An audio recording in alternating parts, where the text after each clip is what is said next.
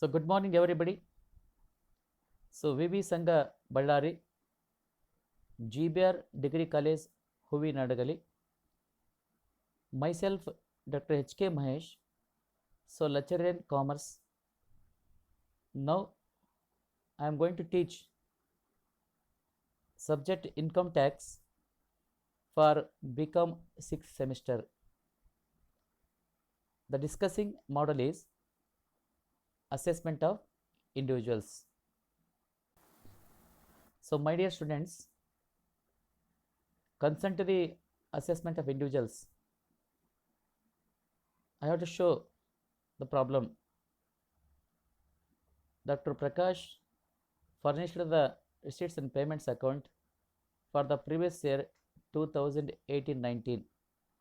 Here you observe the problem. So of Mr. Prakash has furnished the following information from his receipts and payments account. So one side is receipts, second side is payment. That is, receipt side all the receipts are given, and payment side all the payments are given. Then and also he has given additional information also.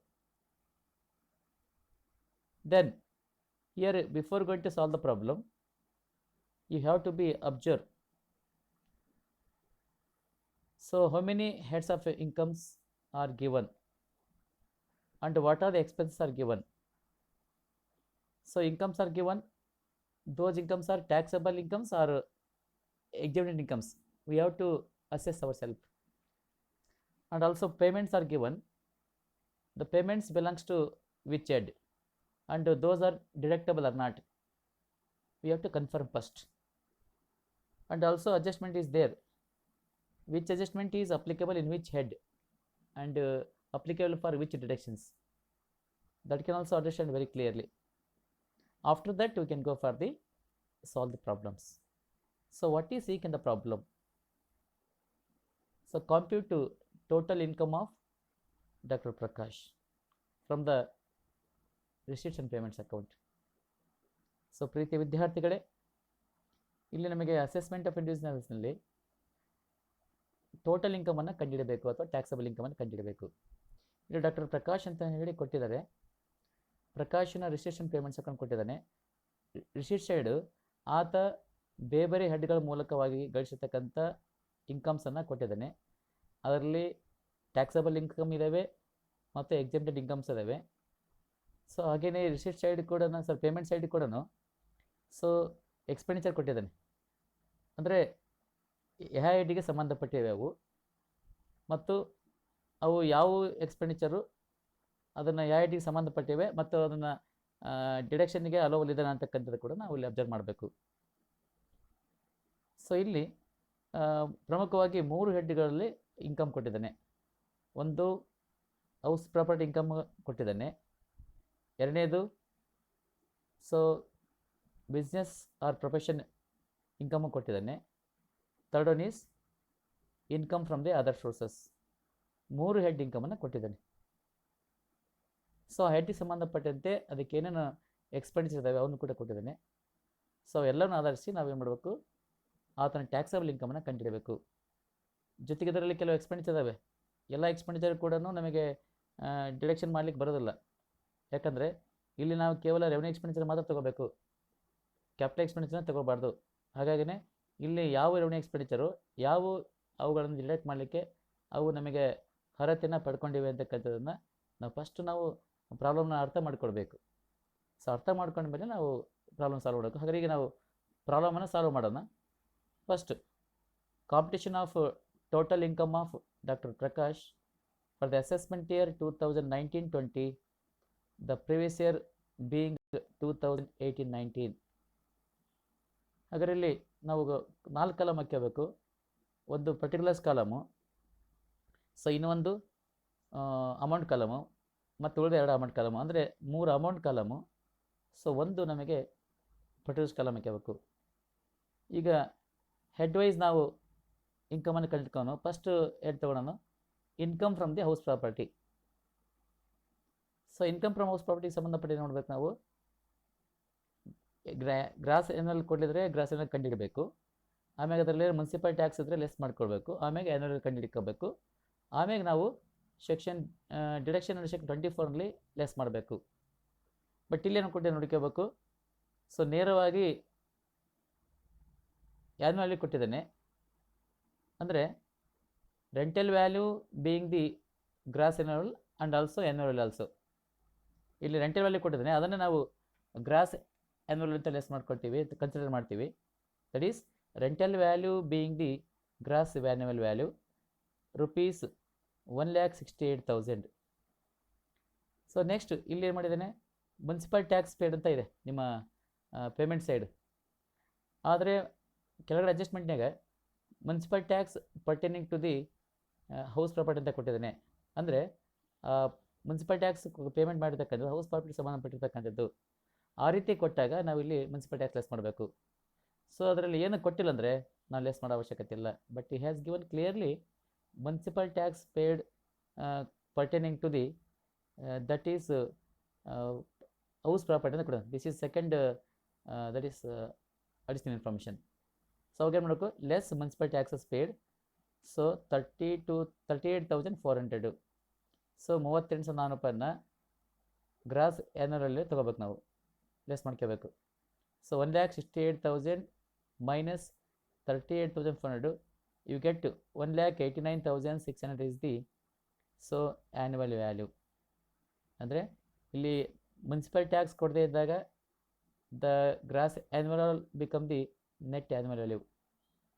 ಹಾಗಾಗಿ ನಾನು ಇಲ್ಲಿ municipal tax ಕೊಟ್ಟಿದ್ದೀನಿ, ಅದನ್ನು first ನಾವೇನು ಮಾಡ್ತೀವಿ, rental ವ್ಯಾಲ್ಯೂನ gross ಏನೋ ಅಂತ ತೊಗೊಂಡಿವಿ. Less municipal tax paid 38,400 you get 1,29,600 is the annual value. So ಯಾವಾಗ ಆ್ಯನ್ಯುವಲ್ ಬಂತು, we can go for deduction under section 24. ಅಂದರೆ less deductions under section 24. So 24ನಲ್ಲಿ 2 ಡಿಡಕ್ಷನ್ ಮಾಡಲಿಕ್ಕೆ ಪ್ರಾವಿಷನ್ ಇದೆ ಹೌಸ್ ಪ್ರಾಪರ್ಟಿಯಲ್ಲಿ. ಒಂದು standard deductions, it is a mandatory. ಯಾವಾಗ ನಮಗೆ ಆ್ಯನ್ಯುವಲ್ ವ್ಯಾಲ್ಯೂ ಬಂತು ಆಟೋಮೆಟಿಕ್ಕು ನಮಗೆ ಅದನ್ನು ಮಾಡಲೇಬೇಕು, ಕಂಪಲ್ಸರಿ ಮಾಡಲೇಬೇಕು. ಅದನ್ನು ಮ್ಯಾಂಡೇಟ್ರಿ ಅಂತ ಕರಿತೀವಿ. ಎಷ್ಟು ಮಾಡಬೇಕಂದ್ರೆ 30% ಆಫ್ ದಿ ಆ್ಯನ್ಯುವಲ್ ವ್ಯಾಲ್ಯೂ. ಹಾಗಾದರೆ ಒಂದು ತಗೋಬೇಕು. ಇನ್ನೊಂದು ಯಾವ್ದು ತೆಗೋಬೇಕು, interest on loan which is taken for the construction of house. ಅಂದರೆ ಮನೆಯನ್ನು ಕಟ್ಟಲಿಕ್ಕಾಗಿಯೇ ಲೋನ್ ತೆಗೆದುಕೊಂಡಿದ್ರೆ ಅವಾಗ ನಮಗೆ ಆ ಇಂಟ್ರೆಸ್ಟನ್ನು ಕೂಡ ನಾವು ಸೆಕ್ಷನ್ 24ಅಲ್ಲಿ ಡಿಡಕ್ಷನ್ ಮಾಡಲಿಕ್ಕೆ ಪ್ರಾವಿಷನ್ ಇದೆ. ಬಟ್ ಇಲ್ಲಿ ಇಂಟ್ರೆಸ್ಟಲ್ಲಿ ಲೋನ್ ಕೊಟ್ಟಿಲ್ಲ, ಹಾಗಾಗೇ ಮನೆಗೆ ಒಂದು ಕಂಪಲ್ಸರಿ ಮಾಡಬೇಕಾಗಿರ್ತಕ್ಕಂಥದ್ದು ಸ್ಟ್ಯಾಂಡರ್ಡ್ ಡಿಡಕ್ಷನ್ಸು. ಅದು 30% of the so annual value. So 1,29,600ರಲ್ಲಿ 30% ಅಂತ ಮಾಡಿದರೆ ನಮಗೆ 38,880 ರೂಪಾಯಿ ಆಗುತ್ತೆ. So that amount should be deducted. ಆ 38,880 ರೂಪಾಯಿ ಲೆಸ್ ಮಾಡಿದರೆ ನಿಮಗೆ ಬರಬೇಕಾಗಿರ್ತಕ್ಕಂಥದ್ದು 90,720 ರೂಪಾಯಿ ಬರುತ್ತೆ. That is 90,720. This is called so income from the house property. This is the first head we are going to calculate. Then second head income from the professions. ಇಲ್ಲಿ income from profession ಕೊಟ್ಟಿದ್ದಾನೆ. ಅಂದರೆ ಇಲ್ಲಿ ಕೆಲವು profession income ಕೊಟ್ಟಿದ್ದಾನೆ ಮತ್ತು professional expenses ಕೊಟ್ಟಿದ್ದಾನೆ. ಆ professional ಇನ್ಕಮ್ನಲ್ಲಿ ಪ್ರೊಫೆಷನಲ್ ಎಕ್ಸ್ಪೆನ್ಸಸ್ಸನ್ನು ಲೆಸ್ ಮಾಡಿ ಬಂದಿರತಕ್ಕಂಥದ್ದೇ ನಮಗೆ ಇನ್ಕಮ್ ಫ್ರಮ್ ದಿ ಪ್ರೊಫೆಷನ್ಸು. ಹಾಗಾದರೆ ಪ್ರೊಫೆಷನ್ ಇನ್ಕಮ್ ಯಾವ ಫಸ್ಟ್ ಚೆಕ್ ಮಾಡ್ಕೊಳ್ಳೋಣ. First you can make list of gross incomes of profession. One is consultancy fees 5,40,000, visiting fees 3,20,000, gifts from the patients 44,000. So 5,40,000, 3,20,000 and 44,000. These are the professional incomes.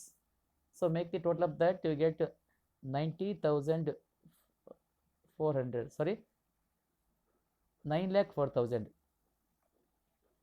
9,04,000. ಈ ಮೂರನ್ನ income ಅನ್ನು total ಮಾಡಿಕೊಂಡ್ರೆ 9,04,000 ಬಂತು. So ಇದರಲ್ಲಿ ನಾವೇನು ಮಾಡಬೇಕು, professional ಎಕ್ಸ್ಪೆನ್ಸಸ್ಸನ್ನು less ಮಾಡಬೇಕು. ಅಂದರೆ ಆ ಪ್ರೊಫೆಷನಲ್ ಇನ್ಕಮನ್ನು ಅರ್ನ್ ಮಾಡಲಿಕ್ಕಾಗೇ ಎಕ್ಸ್ಪೆನ್ಸಸ್ಸನ್ನು ಮಾಡಿದರೆ ಅದು ರೆವಿನ್ಯೂ ಎಕ್ಸ್ಪೆಂಡಿಚರ್ ಆಗಿದ್ದರೆ ಅವುಗಳನ್ನು ನಾವು ಇದರಲ್ಲಿ ಲೆಸ್ ಮಾಡಲಿಕ್ಕೆ ಪ್ರಾವಿಷನ್ ಇದೆ ಇನ್ಕಮ್ ಟ್ಯಾಕ್ಸ್ ನಿಯಮ ಪ್ರಕಾರವಾಗಿಯೇ. ನಾವು you have to deduct expenses of the professions which are revenue expenditure and allowable expenses. So ಅದರಲ್ಲಿ ಒಂದನೇದು rent of clinic 1,40,000. Then salary to staff so 1,92,000. So ಇದು ಕೂಡ ಅಲವಲ್ expenses. Interest on loan from the bank. So ಇಲ್ಲಿ ಬ್ಯಾಂಕಿಂದ loan ತೆಗೆದುಕೊಂಡಿದ್ದಾರಲ್ಲ ಅದಕ್ಕೆ ಕಟ್ತಕ್ಕಂಥ ಬಡ್ಡಿ ಕೂಡ ಅಲವಲ್ ಎಕ್ಸ್ಪೆನ್ಸಸ್ಸು, ಅದನ್ನು ತೊಗೋಬೋದು 32,000 ರೂಪಾಯಿ. Next car expenses relating to the profession. ನೋಡಿಲಿ, ಆ್ಯಕ್ಚುಲಿ ಕಾರ್ ಎಕ್ಸ್ಪೆನ್ಸಸ್ಸು 80,000 ಕೊಟ್ಟಿದ್ದಾನೆ ನಿಮ್ಮ ಪ್ರಾಬ್ಲಮಲ್ಲಿ ಪೇಮೆಂಟ್ ಸೈಡು. ಆದರೆ ಕೆಳಗಡೆ ಕೊಟ್ಟಿದ್ದಾನೆ half of the car expenses belongs to the professions. ಅಂದರೆ ಪ್ರೊಫೆಷನ್ಗಾಗಿಯೇ ಎಷ್ಟು ಖರ್ಚು ಮಾಡಿದಾನ ಅದನ್ನು ಮಾತ್ರ ತೊಗೋಬೇಕು, ಪರ್ಸ್ನಲ್ ಮಾಡಿದ್ದನ್ನು ಇಲ್ಲಿ ಕನ್ಸಿಡರ್ ಮಾಡಬಾರ್ದು. ಹಾಗಾಗಿ ಇಲ್ಲಿ 80,000ರಲ್ಲಿ ಹಾಫ್ ಅಂದರೆ 40,000 ಮಾತ್ರ ಅದು ನಮಗೆ ಪ್ರೊಫೆಷನ್ ಎಕ್ಸ್ಪೆನ್ಸಸ್ಸು. ರಿಮೈನಿಂಗ್ 40,000 ಅನ್ನು ಕನ್ಸಿಡರ್ ಮಾಡಬಾರ್ದು, ಯಾಕಂದರೆ ಅಲ್ಲಿ has given a clearly in the information. So half of the car expenses pertaining to the that is professions. ಅಂದರೆ ಪ್ರೊಫೆಷನ್ಗಾಗಿಯೇ ಆತ 40,000 ರೂಪಾಯಿ ಖರ್ಚು ಮಾಡಿದ್ದಾನೆ, ಅದನ್ನು ಮಾತ್ರ ತೊಗೊಳೋದು. So 40,000 car expenses. ಹಾಗೆಯೇ ಪರ್ಚೇಸ್ ಆಫ್ ಮೆಡಿಸಿನ್ಸ್ ಇದೆ. ಪರ್ಚೇಸ್ ಆಫ್ ಮೆಡಿಸಿನ್ಸ್ ಏನಿದೆಯಲ್ಲ ಅದು ಕೂಡ 90,400 ರೂಪಾಯಿ ನೋಡು. ಅದು ಕೂಡ ನಮಗೇನಾಗ್ತದೆ ಪ್ರೊಫೆಷನ್ ಎಕ್ಸ್ಪೆನ್ಸ್ ಕಟ್ತೀವಿ, ಅದನ್ನು 90,000 ರೂಪಾಯಿ ಲೆಸ್ ಮಾಡ್ಕೊಳ್ಳಿ. ಹಾಗೆಯೇ ಡಿಪ್ರಿಷಿಯೇಷನ್ ಆನ್ ಮೋಟ್ರ್ ಕಾರ್ ಕೂಡ ಏನು ಮಾಡಬೇಕು, ನಮಗೆ ಡಿಪ್ರಿಷಿಯೇಷನ್ ತೊಗೋಬೇಕು. ಮೋಟ್ರ್ ಕಾರ್ ಯೂಸ್ ಮಾಡ್ಕೊಂಡಿವಿ, ಅಲ್ಲಿ ಏನಾಗ್ತದೆ ನಮಗೆ 6 ಮಂತ್ ಮಾತ್ರ ತೊಗೋಬೇಕು. ಯಾಕಂದರೆ 60,000 ರೂಪಾಯಿ ಇದೆ, 6 ಲಕ್ಷ ಇದೆ. 6 ಲಕ್ಷನ ನಾವು 15% ಅಂದರೆ ಸೊ 6 ಮಂತ್ಸ್ಗೆ ಅಂದರೆ 45,000 ತೊಗೋಬೇಕು. ಹಾಗೆಯೇ ಡಿಪ್ರಿಷಿಯೇಷನ್ ಆನ್ ಸರ್ಜಿಕಲ್ ಇಕ್ವಿಪ್ಮೆಂಟ್ಸ್. ನಾವು ನೋಡಿ ಸರ್ಜಿಕಲ್ ಇಕ್ವಿಪ್ಮೆಂಟ್ಸ್ಗೆ ಕೂಡ ನಾವು ಅಲ್ಲಿ ಡಿಪ್ರಿಷಿಯೇಷನ್ ಕೊಡಬೇಕಾಗ್ತದೆ. ಎಷ್ಟಿದೆ? 80,000 ರೂಪಾಯಿ ಇದೆ. 80,000 ಸರ್ಜಿಕಲ್ ಇಕ್ವಿಪ್ಮೆಂಟ್ಸ್ ವ್ಯಾಲ್ಯೂ ಇದೆ.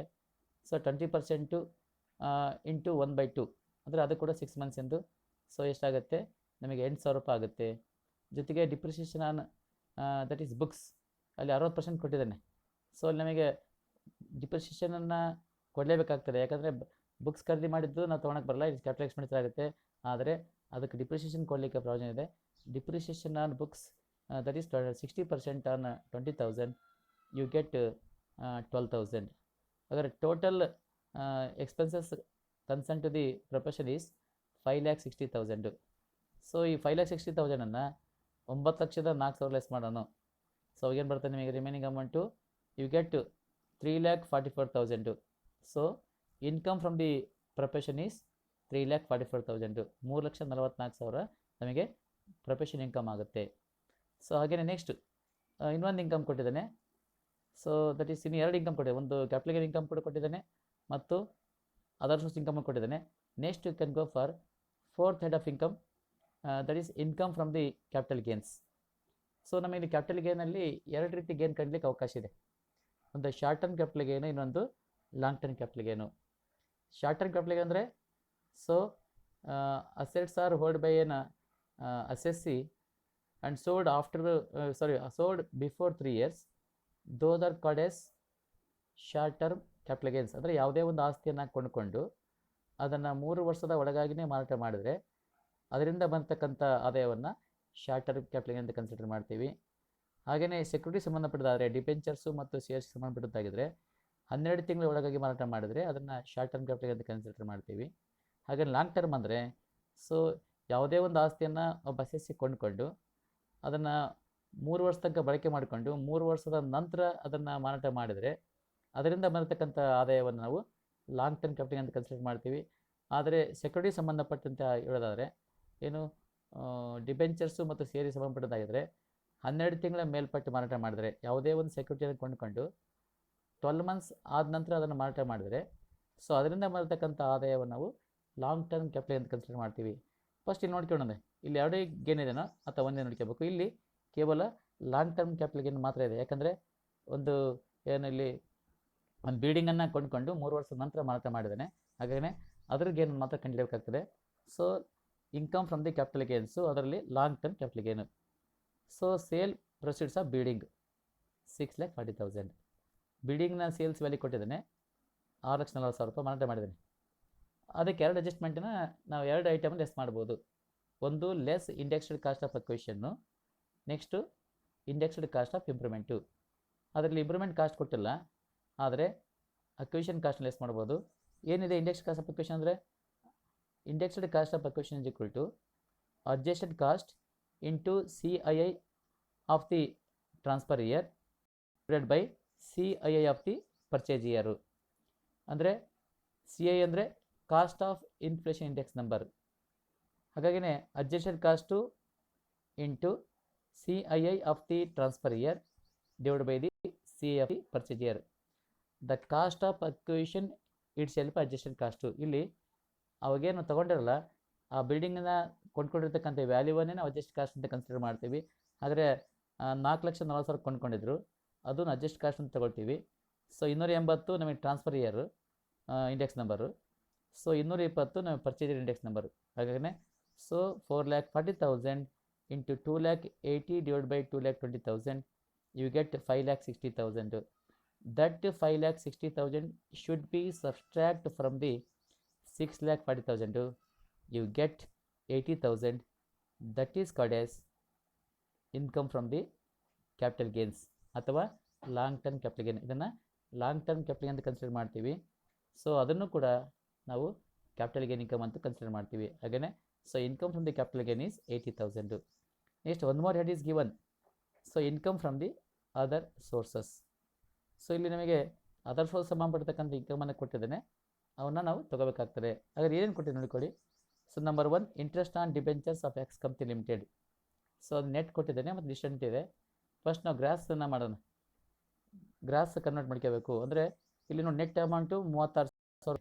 ಸೊ ಗ್ರಾಸ್ ಅಪ್ ಮಾಡ್ಕೋಬೇಕು, ಗ್ರಾಸಿಂಗ್ ಅಪ್ ಮಾಡ್ಬೇಕಂತ ಹೇಳ್ತೀವಿ. ಗ್ರಾಸ್ ಅಪ್ ಮಾಡ್ಬೇಕಂತಂದರೆ ಸೊ ಇಲ್ಲಿ gross is equal to net amount into 100/90. ಇಲ್ಲಿ ಶೇರ್ಸು ಡಿಬೆಂಚರ್ಸು ಇದ್ದರೆ 100/90 ತೊಗೊಳ್ತೀವಿ. ಲಾಟ್ರಿ ಇನ್ಕಮ್ ಆಗಿದ್ರೆ 100/70 ತೊಗೊಳ್ತೀವಿ. ಇಲ್ಲಿ ಡಿಬೆಂಚರ್ ಅದರಿಂದ ಸೊ ನಮಗೆ 100/90. ಸೊ ಎಷ್ಟಾಗುತ್ತೆ ಅದು 36,000 into 100/90 40,000. And winning from the lotteries net ಕೊಟ್ಟಿದ್ದಾನೆ. ಇಲ್ಲಿ ಕೂಡ ನೆಟ್ ಕೊಟ್ಟಾಗ ನಾವು ಗ್ರಾಸ್ ಮಾಡ್ಕೋಬೇಕು, ಅಂದರೆ ಗ್ರಾಸಿಂಗ್ ಅಪ್ ಮಾಡ್ಕೊಳ್ಬೇಕು. So gross is equal to net amount of rupees 56,000 into 100/70. So you get 80,000. So I think no more incomes concerned to the other source income. Make the total of that rupees 1,20,000. ಅಂದರೆ 40,000 plus 80,000 total 1,20,000. This total is called as income from the other sources. So ಈಗ ನೋಡಿ ನಮಗೆ ಎಲ್ಲ head ಮುಗಿದು. So ಈಗ total ಮಾಡೋಣ. You get 6,34,720 is the gross total income. So 6,00,000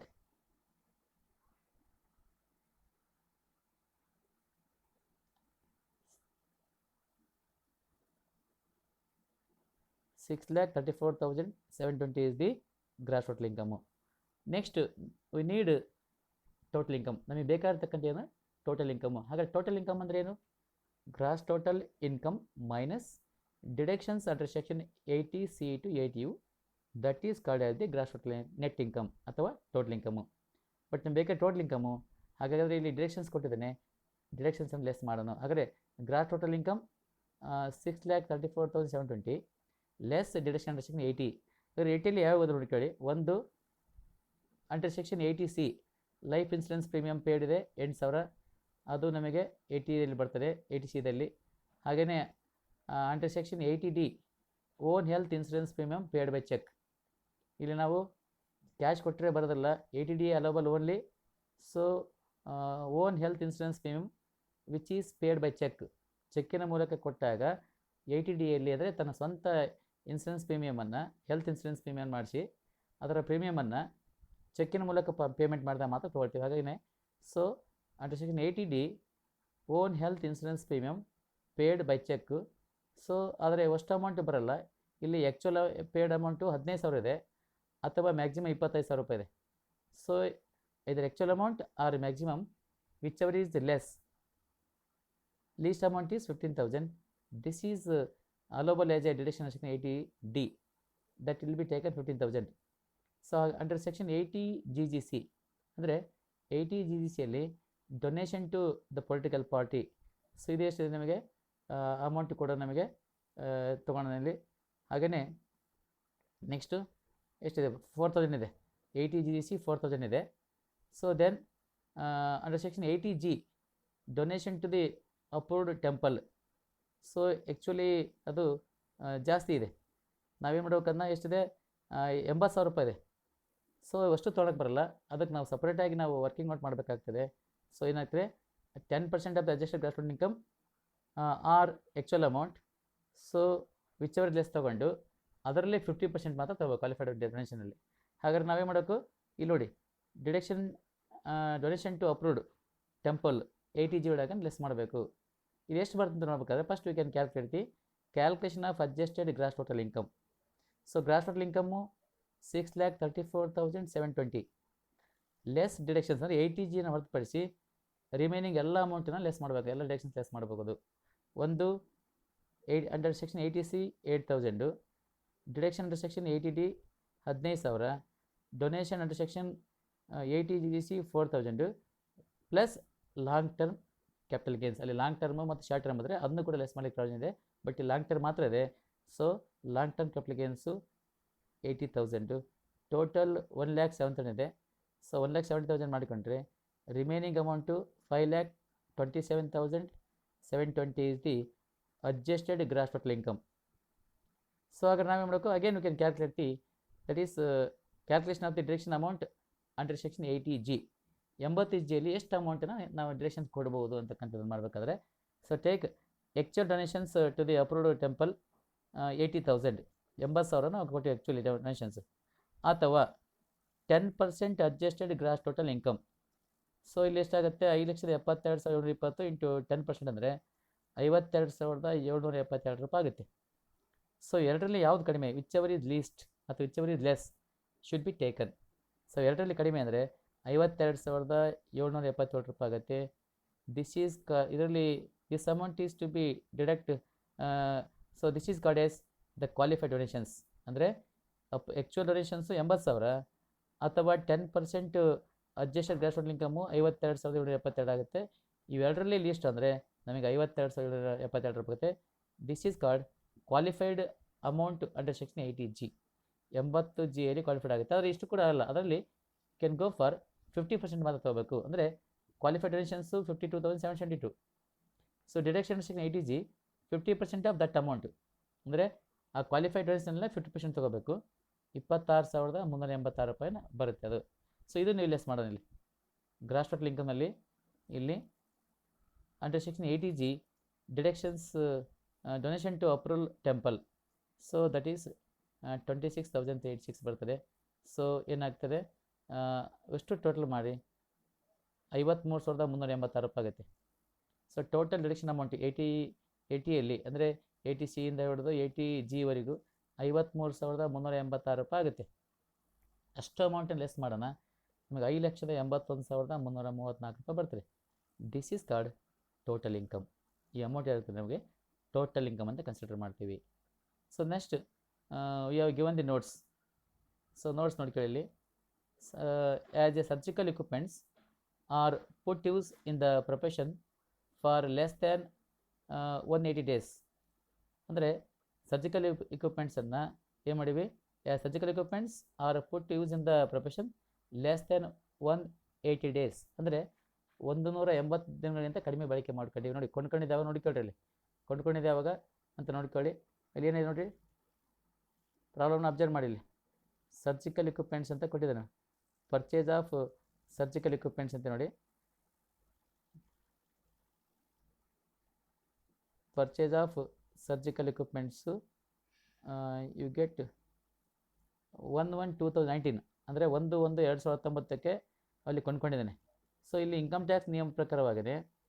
so 6 ತಿಂಗಳಿಗಿಂತ ಕಡಿಮೆ ಬಳಕೆ ಮಾಡಿಕೊಂಡ್ರೆ ನಾವೇನು ತೊಗೋಬೇಕು, ಏನು ಪರ್ಸೆಂಟೇಜ್ ಕೊಟ್ಟಿದ್ದನ್ನ ಕೊಟ್ಟ ಏನು ವ್ಯಾಲ್ಯೂ ಕ್ಯಾಲ್ಕುಲೇಟ್ ಮಾಡ್ತೀವಲ್ಲ ಅದರಲ್ಲಿ 1/2 ತೊಗೋಬೇಕು, ಅರ್ಧ ತೊಗೋಬೇಕು. ಹಂಗಾಗಿನೇ surgical equipments are put to use in the professions for less than 180 days only half of the depreciation is allowed. ಕೇವಲ ಅರ್ಧ ಮಾತ್ರ ತೊಗೋಬೇಕು ಅಥವಾ 50% ಮಾತ್ರ ತೊಗೋಬೇಕು. ಯಾವಾಗ ಬಿಸ್ನೆಸ್ಸಿನಲ್ಲಿ 6 ತಿಂಗಳಿಗಿಂತ ಕಡಿಮೆ ಬಳಕೆ ಮಾಡಿಕೊಂಡ್ರೆ. ಸರ್ಜಿಕಲ್ equipmentsನ್ನು ನಾವು 6 months ಒಳಗಿಂತ ಕಡಿಮೆ ಬಳಕೆ ಮಾಡ್ಕೊಂಡಿವಿ. ಸೊ IT ನಿಯಮ ಪ್ರಕಾರವಾಗಿಯೇ so we can be consider only 50% of depreciation is to be allowed. So ಹಾಗಾದರೆ 80,000 ಇಂಟು 20% ಇಂಟು 1/2 ಅಂದರೆ ಸೊ ಎಷ್ಟಾಗುತ್ತೆ ನೋಡಿ, ಇಲ್ಲಿ ಆಲ್ರೆಡಿ ನಿಮ್ಗೆ ಕೊಟ್ಟಿದ್ದೇನೆ. ಹಾಗಾಗಿ ಅಷ್ಟು ಅಮೌಂಟನ್ನು ತೊಗೊಂಡಿವಿ ನಾವಿಲ್ಲಿ. ಸೊ ಹಾಗೆಯೇ third one, share of income from HUF is exempted. ನೋಡಿ ಅಲ್ಲಿ ಇನ್ಕಮ್ ಸೈಡು ಅಥವಾ receipt side share of income from achieve ಅಂತ ಕೊಟ್ಟಿದ್ದಾನೆ. ಇದು ಇನ್ಕಮ್ ಆಗಿದ್ದು ಕೂಡ it is not a taxable income, it is exempted income. So again ಅದರಲ್ಲಿ under section 10 subsection 2. ಹಾಗೆಯೇ half of the car expenses and half of the motor car related profession is to be allowed. ಅಂದರೆ half of the car expenses and half of the depreciation on car relating the profession are allowed. ಅಂದರೆ car expense ಅರ್ಧ ತೊಗೊಂಡಿವಿ ನೋಡಲ್ಲಿ 80,000 ಇತ್ತು, ಅರ್ಧ ಮಾತ್ರ ತೊಗೊಂಡಿವಿ. ಯಾಕಂದರೆ of of ಅರ್ಧ ಮಾತ್ರ ಬಳಸ್ಕೊಂಡು ಆಫ್ ಶುಡ್ ಬಿ ಅಂದರೆ only half of the car is to be consider because it is used for the professions. ಅಲ್ಲಿ ಅರ್ಧ ತಗೊಂಡಿವಿ ಮತ್ತು ಅದರ ಡಿಪ್ರಿಷಿಯೇಷನ್ ಕೂಡ 50% ತೊಗೋಬೇಕು. Then interest on post office S B account also exempted section 10-15. ಅಲ್ಲಿ ಕೂಡ ಇನ್ಕಮ್ ಸೈಡ್ ಇದೆ ಅಥವಾ ರಿಸಿಟ್ ಸೈಡ್ ಇದೆ, ಪೋಸ್ಟ್ ಆಫೀಸ್ ಇನ್ಕಮ್ ಇದೆ, interest on post office S B account. ಸೊ ಇದು ಕೂಡ ಇನ್ಕಮ್ ಆಗಿದ್ದು ಕೂಡ ಎಕ್ಸೆಂಪ್ಟೆಡ್ ಇನ್ಕಮು. ಅಂಡರ್ ಸೆಕ್ಷನ್ 10-15ನಲ್ಲಿ ಇದನ್ನು ಕೂಡ ತೊಗೋಬೇಡ್ರಿ. ಸೊ ಇದು it's an exempted income. Then it is assumed that the bank loan is used that is for the purpose of profession, hence interest on bank loan is to allowed. ನಾವು bank loan ಬಗ್ಗೆ ಏನು ಕೊಟ್ಟಿಲ್ಲ, but ನಾವು ತೊಗೊಂಡಿವಿ. So ಕ್ಲಿಯರಾಗಿ ಏನು ಕೊಟ್ಟಿಲ್ಲ, ನಾವೇನು image ಮಾಡ್ಕೊಂಡ್ವಿ. We can assume that the loan is taken for the purpose of professions, that's why interest on bank loan is to be allowed. ಅಲ್ಲಿ ನೋಡಿ ನಾವು ಎಕ್ಸ್ಪೆನ್ಸಸ್ ತೊಗೋಬೇಕಾದಾಗ ಅಲ್ಲಿ ಅಲೋಬಲ್ ಮಾಡಿವಿ ಇಂಟ್ರೆಸ್ಟ್ ಆನ್ ಬ್ಯಾಂಕ್ ಲೋನು. ಯಾಕಂದರೆ so the clear instruction is not given in the problem, but you are make it in assumptions. ನಾವು assumption ಮಾಡ್ಕೊಂಡಿವಿ. So ಏನು ಕೊಡದೇ ಇದ್ದಾಗ ಮಾಡ್ಕೊಂಡು ಪ್ರಯೋಜನ ಇದೆ. ಬ್ಯಾಂಕ್ ಲೋನನ್ನು ಎದಕ್ಕೆ ಬಳಕೆ ಮಾಡ್ಕೊಂಡಿವಿ ಅಂತ ಸ್ಪಷ್ಟವಾಗಿ ಕೊಡದೇ ಇದ್ದಾಗ ನಾವು ಅದನ್ನು ಅದೇ ಉದ್ದೇಶಕ್ಕೋಸ್ಕರ ತೊಗೊಂಡಿವಿ ಅಂತ ಹೇಳಿ ನಾವು ಅದನ್ನು ಅಲೋಬಲ್ ಎಕ್ಸ್ಪೆನ್ಸಸ್ನ ಮಾಡಲಿಕ್ಕೆ ಅವಕಾಶ ಇದೆ. ಹಾಗೆಯೇ it is assume that it is used for the professions. So these are the notes concerned to the professions. From this point of view, I come to the conclusion of this problem. Thank you.